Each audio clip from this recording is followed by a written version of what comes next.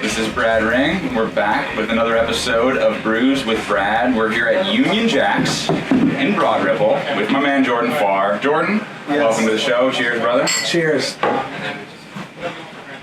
Thanks for coming on. Yes. How has this year been compared to last year? Good question. Well, you're not in the locker room, so it's much different.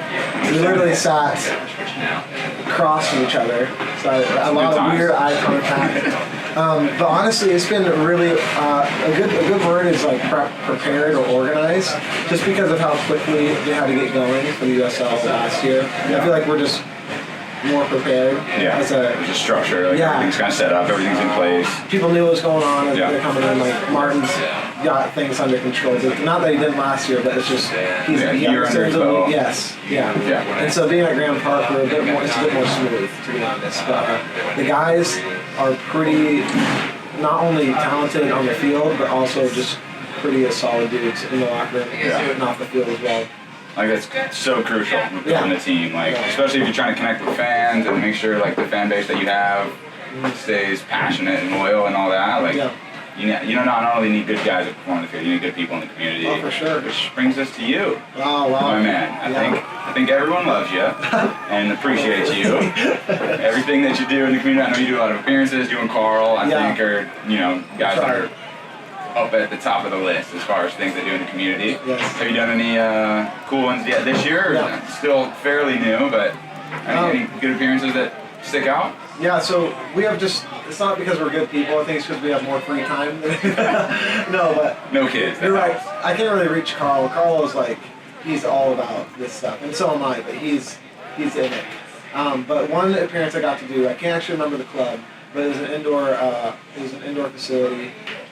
Indiana something. It was with a club soccer team, and they're doing a fundraiser type of a deal. And we got to go out there and hang out with some kids. They had a big dartboard with the like the ball that you can stick on. The Velcro ball. And I basically spent the entire time just getting the balls off the board for the kids, and it just kind of explains what those things are all about. Just doing it all for the kids. For sure.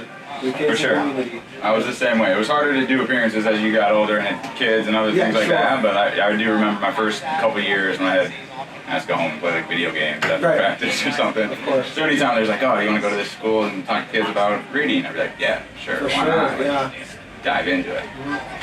For sure. All right, well, let's get back to kind of your college days. Can you talk to us a little bit about that? Because it's still fairly recent for you. This is your second year, I believe, as a pro. So talk to us a little bit about that experience for you. Yeah, so just a year and 4 months ago, I was finishing up with my last season of college soccer at Corbin University in Salem, Oregon.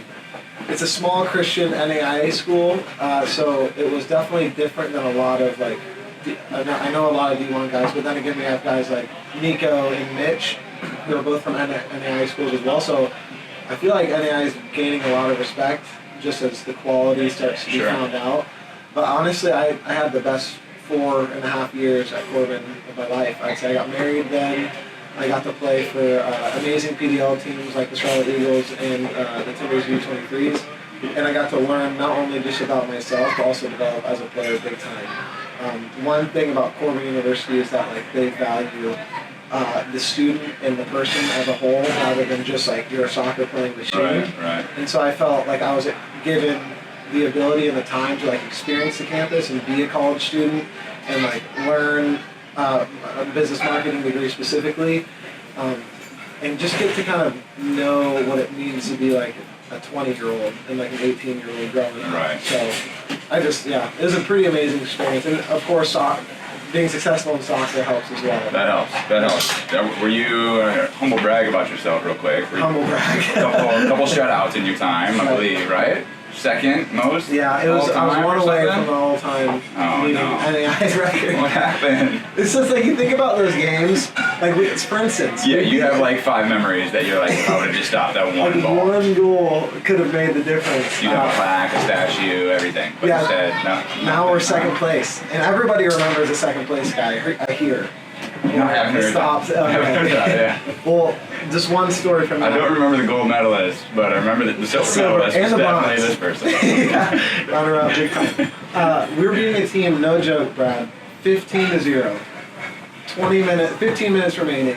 this is like, I'm not going to name the school name because it would be disrespectful, but we were winning by quite a lot, and ball got played in, it was a wet, rainy night in Stoke, and I tapped off the defender and threw my legs. And at that point... I'm going to bring something up. Okay? At what point do you get subbed out and you still retain the shutout? Like, could your coach have just taken you on out the game? I'm sure you love your coach. Yeah. But if we're being real, could he have subbed you out? You're up 15-0, for heaven's sake. I think you actually have to play full 90 minutes. Really? Or like a sub out, sub back in situation. I feel like you're making this up.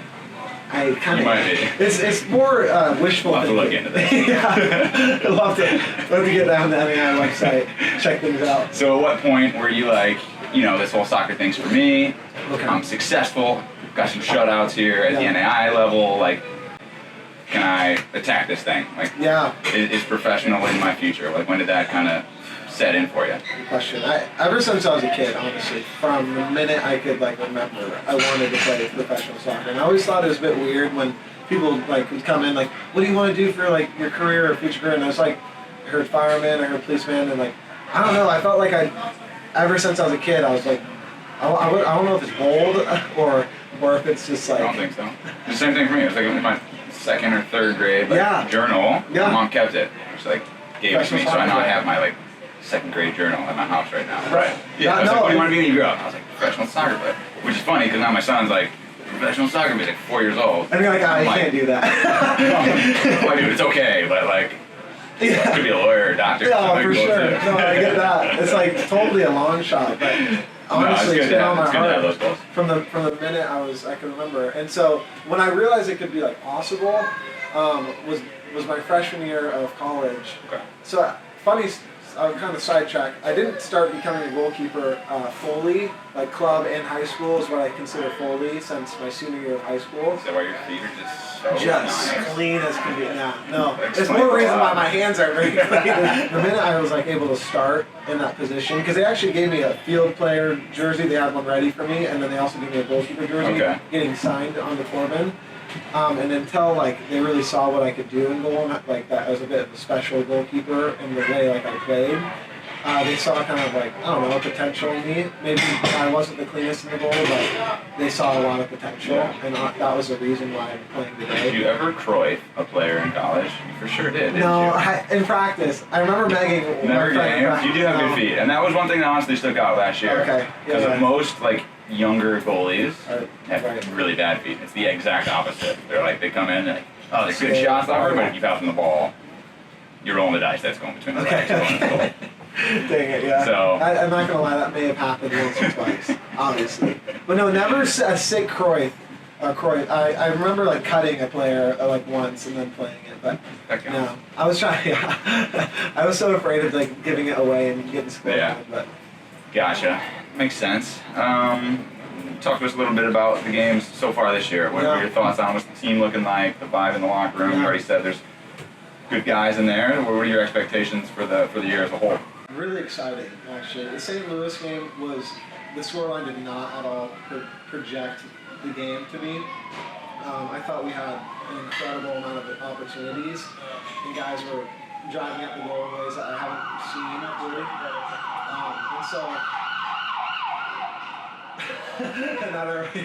And so I'm just excited. And then obviously getting the home win and then the Charlotte win. I think we're on a roll right now, an exciting roll. And the guys are either going to find this form that they're going to kick into just a massive gear, or it's just going to be something that's super consistent. So either or is great. I'm good for a consistent season of 1-0, 2-0 wins. Yeah. But I can also see us getting to a place where we're actually pumping teams pretty well. What's your life looking like off the field? Okay. Outside of practice time, outside of games. I know you got a beautiful wife, Allie. Come on. You guys spend some great time together, I'm sure. What are you guys doing? Yeah, so outside soccer is amazing, and professional soccer is a dream. It's so important to have a life outside. And this is something that you actually brought up to me as a rookie coming into this situation. This was not planned, guys. I didn't mean to plug myself. Yeah, you really did. He kind of took. You're good about just being realistic about it and realizing that hey, this is a rookie. He should know some things that you've had 9 years of experience. like it's good. Guys should be doing this to guys like who I was last year, continuously doing it to me. Yeah. But outside of soccer, it's massive. It's the most important thing for your effectiveness and your ability to truly pour into like practice, games, the team, the organization is having a good, healthy outside of the pitch life. Right. And so me and my wife Allie, she's amazing. He's right. She's beautiful. Guys, I just want to say it. All right, I'm so lucky. Cheers. We got good wives for sure. We go to an amazing church called Antioch, and it's in Castleton. And we went. So that was like a massive thing for us, is finding a church that we can find like a community in, and being able to be involved in like a community like Antioch. Not many people get to like realize, like get to see what a church atmosphere is. It's like, sometimes it looks like, oh, it's religious, or like you have to be like super proper or a certain way. We've just found like family and like a home there. Like outside of soccer, our best friends attend that church, and we really learned to just like grow a community and family together. And so that's like opened up doors of like getting like spend time like with them out in the city, or having them show us around like State Fair, for instance. And I don't know, like lake houses, like things that you wouldn't normally get to do if you just stuck in your soccer bubble. Right. And then on top of this, I come to places like Broad Ripple and specifically Union Jack. I'm not just saying this, but this place is like the mecca for soccer in Indianapolis. Yeah, that's awesome. Coming here on a Saturday when Liverpool's playing, or specifically when Manchester United's playing. I know Trey's not going to love that, but it's just a really good atmosphere. Yeah, he'll deal with it. So yeah, we're really, especially in the second year, really learning to love Indianapolis and Indiana for what it really is. It does help that. I remember my first year in San Jose. It was like a cross-country move for Julie and I, and you know, we knew people on the team, but we didn't have much of a network off the field. And year two it like picked up because you met some people, and you kind of had some friends outside of soccer, which I agree with you is important. It's nice to be able to hang out with your team, but you do see a lot of them. You work with them, you travel with them, so it's nice to have like those nights or whatever day or whatever it is away with some other people who aren't connected to the team, where you don't have to talk about soccer all the time, and you kind of like disconnect a little bit. For sure. I agree. Well, we're going to enter into a quick little minute segment. Okay. I'm going to shoot off some questions, all right? Hold deep breaths, get your mind right. Some of them are going to be stupid. Love it. Some of them will be stupid. And they'll be stupid. All right. Number one, favorite number? 13. 13. Why? Sorry, I didn't want to ask another question, but that needs an explanation. I don't know. I grew up wearing that number. All right. I don't know. Bad answer. Favorite color? It's got to be red. Why? Grew up liking red, and then it just so happens that it's one of two colors that Indy 11 represents. Red and blue. That's fairly true. If you guys are wondering. What's your sign? What's your sign? I think it's called like a zodiac sign. I'm not really sure. What is yours? I don't actually know my zodiac sign, but I will tell you my sign is Lady Victory. What's your favorite professional memory? Okay, not many, because I'm only a year. Yeah, it doesn't have to be directly you though. You know, it could be anything. So like a professional soccer. In general, your favorite memory since you turned pro. Okay, man. It doesn't have to be like when you slid to block the shot and like dislocated your shoulder like in minute 2 of your first preseason game. Like that's not what I'm looking for. I'm looking for like a positive memory that you enjoyed. You know what? I really liked the fan appreciation night last year. We'd won the game, and then also afterwards going to I can't remember the restaurant, but like with the whole team is our team award night. Yeah. And I received my like banner that night, and it said like Jordan Saves on it. And I don't know, like those moments stick with you because like it kind of makes you realize that it's more than just yourself you're representing at that moment. It's like you're representing a city and like a fan base that's just absolutely on fire. Like someone cut that out and like someone painted it. Yeah, someone spent time. It's not like something you buy at Walmart. Yeah. Like, this is like a legitimate. I wish I could show it to you guys, but it's just those things mean a lot. And to be a professional, like that's like got to be the most important thing. For sure. I imagine. For sure. Favorite current teammate? Oh man. Oh, that's tough. No, man. go with it. Go with it. Yeah, what do you got? I can't name one like that. All right, I'll name one. You want it? Yeah. You want one? That's the question. Okay. It's gotta be Evan Newton. I mean, he's my locker mate. He's Union. Goalkeeper is union. Strong. Strong. It always is. You guys are always off by yourself, playing freaking patty cakes and stuff. Everyone else is running around the field, doing sprints, doing passing, and you guys are just doing like catching it, like blowing kisses. Tips, you know, tips. Like you guys are just like over there playing tips. Playing spike ball. It's unbelievable. It's a lot. Yeah, I know. You guys. I know. You knew it was coming though. I know. I was thinking you might say Carl. It was gonna be Carl. Sorry, Carl. Tyler Pastor takes me to practice every day, so I gotta shout him out as well. I guess you could shout him out, or you could pick him as your teammate. That's good. All right, favorite former teammate. I'm taking myself off the list. Right? I don't want to make it awkward. So I have a couple categories in this. Like, I know it's probably illegal.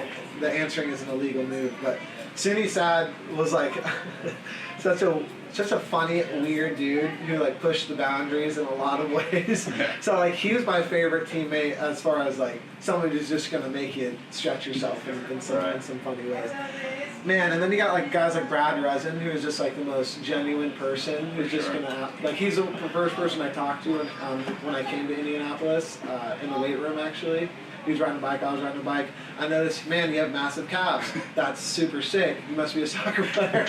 And from there, it's like, it started off this amazing. Dude, you're like a big guy. Yeah, you're like massive. For sure. But, funny. gosh, it's difficult. I can't be picking these. Oh, Juan Guerra is my favorite former teammate. Coach, if you're listening to Come this. in. We had a good group. Yeah, we did. Favorite beer? Oh man, this one's good. I'm drinking right now. Actually, at Fat Dan's in Carmel. I cannot remember. It's like an orange hazy IPA. But you know, I'll give a shout out to Gilgamesh back home in Salem, Oregon. Yeah, everyone's heard of Gilgamesh. Yeah, it's like a local brewery. No one's I like gonna that. know. I like yeah, that. it's I like that. they're a good people. I actually I bought a keg for my wedding from them. So There you go. Close to heart. Kept it classy. Kept it classy. It was like a caramel stout. It was not a good choice for a summer July wedding though. I remember drinking it. I was like, this is sure. I got it. Everyone just walked around with massive stomach pain. It was like a 9%er too, so it's good though. It was a horrible idea. I got like shock top and like. That's pretty funny. I actually have a story to go along with that. One of my friends that got married, they had their like rehearsal dinner, and they had it at this brewery, and they were like, oh, everyone going up to him was like, oh, what beer shop are we going to? You guys are recommending the same beer. Yeah. And it's the same thing, and it was like freaking Heavy. 12% like beer. Yeah. And he would like recommend it, like you drink one, it's like equivalent of like 2 or 3. Yeah. Oh yeah. But he didn't tell anyone that it's like, oh, it's heavy, like it's the alcohol content's high. No. He was like, everyone was hammered. Yeah. And it was just like a low key like rehearsal dinner. And it was pretty funny. Nothing got done. I'm sure the wife loved that. Yeah. Love it. But alright, what do you want to be when you grow up? Oh man. Is Brad Ring count? You a young buck? Does Brad Ring count? I Can't want to be me. Brad Ring. Let's better start having babies quick. I know, really. Well, that's, who knows. But honestly, I just want, so like, I came into, like I feel like it's important to have vision whenever you're doing something, like as you go into a workplace, as you go into college. Sure. A new, like, season of life. For me, like, professional soccer, I want to have a vision. And I don't know if I'm doing the best at it, but, like, I want to be someone who, like, changes the atmosphere in the locker room in a positive manner. And it's difficult as a rookie or as a second year, even pro, just with how you know the dynamics of the team. That's something I want to be and continue to be. So to kind of cap that off into your question would be like someone that I want to be like a dad that his kid is really proud of to like call his dad, and I want to be a husband who Ali is just like absolutely ecstatic about. That's what I want to do. I feel like you're already there with that one. Oh wow. She's a sweetie. Yeah. We know this. You don't have any kids, so you're not the dad yet. Not yet. Yeah. But just follow me around one day and I'll show you how to do it. Yeah. Ultimately, I want to be the best professional soccer player also that I can be. For sure. For sure. No, it's good to have other thoughts. For sure. Goals. It's okay. Yeah. So, it's understandable. What, did you do any other... Cut the dribble. That's the end of the beer, man. Thank you. That's going in the I'm bloopers. hiding it now. I'm hiding it. Drinking stuff for me. I mean, never mind. So I remember catching wind that you had a little bit of an entrepreneurial type spirit. Okay. Can you talk a little bit about that? I don't even know all that much about it. Sure. It's very surface level stuff, but what are you doing? So I love coaching, for one thing, is something that I feel like soccer players generally cling on to as like an outside, I don't know, just release. For some people it's a job, some people it's a release, some people it's giving back. I have a coaching academy back home, or a goalkeeper academy back home in Salem called Northwest Goalkeeping Academy. It was handed down to me from a coach that coached me when I was younger. My brother's now in charge of it right now back home. He's a goalkeeper as well, just about to graduate from Corbin University as well. Okay. So kind of a cool dynamic. But so that's been really fun, just kind of figuring out how like to run a camp, how to like do like session signups, how to like get those things figured out, like contracts, how that works. And then the other side, the more interesting maybe side of my entrepreneurial spirit is I actually own a DJ company as well called Far Better Entertainment. I know. Yes. What a name, by the way. Far Better Entertainment. It's pretty good. I'm assuming it has 2 R's on it. Yeah. Okay. For sure. Actually, hold on. We should change the name. It's a great idea. We do like weddings. We DJ weddings, events. We did like house parties. Honestly, like more than I can count. I feel like around. Like we've been operating for around 3 years. So. Are you the main act there? The main act. Yeah. I started it just by myself. I started it just. My old high school wanted to do proms, so like, okay, I'll do your proms for sure. I'll run homecoming, and I rented out stuff, and then I eventually just bought my own stuff, and it's been like really awesome during the summers to like get to DJ, especially like friends, and you get to kind of bless them with like a really affordable DJ cost, maybe even sometimes free, depending. Right. Not a good way to run a business. It isn't, but like when your brother's getting married, limit those a little bit. If your brother's getting married, you gotta like, it's a good way to give a gift and not like buy something. Okay, I see what you're saying. You're cheap. Sorry, we gotta cut that out too. I love you, bro. But it's a good way to bless people and like in a way that like is normally really difficult to find like a quality DJ for weddings and expensive. I got married. It's not cheap. So right now I have 2 other guys, 3. My brother's kind of part of that as well. He's just like, he's my homie, so he just like help me out with this, and he does. But I have 2 other like main DJs that are helping me right now while I'm away. Yeah. But in the summers I would be normally like playing soccer, coaching, and then doing like weddings on the weekends or so a little plug here for Far Better Entertainment. Far Better Entertainment. Yeah. 2 R's. Yeah. If you want to book anyone in the Carmel area, or really Indy area in general. I mean, yeah. You have to pay them. What was your rate for mileage expense? It was like $55 for the mile. Or something like that. Yeah, and then it's free. It's a little hefty. It's not free, guys. But honestly, if you want to book me, for sure, go ahead. Instagram, Do you have Facebook. A website? No website yet. So it actually started. So you started this back in the 50s. See, we have a social media platform, so it's actually the opposite. Okay, I see what you're saying. It's like started with maybe a social I'm from the media. 50s. Yeah, maybe you are. But no, it's on. If I were to do it here, it'd have to be like a rental. You don't have your gear. It's all back. Yeah. And yeah. So what you need to do is you need to get someone up and running here. Yes. So when you're done playing and your time has come, and you maybe potentially, I don't even know if it's in your plans, you move back. Right. You can still get like second HQ for sure running in Indy. I like that. And since I'm going to be here for 15, maybe 20 years plus as a goalkeeper. Yeah. Easily in Indianapolis, playing into my 50s. I think it'd be smart to invest in maybe some DJ equipment here. Oh man. I mean, that's what we all want to do.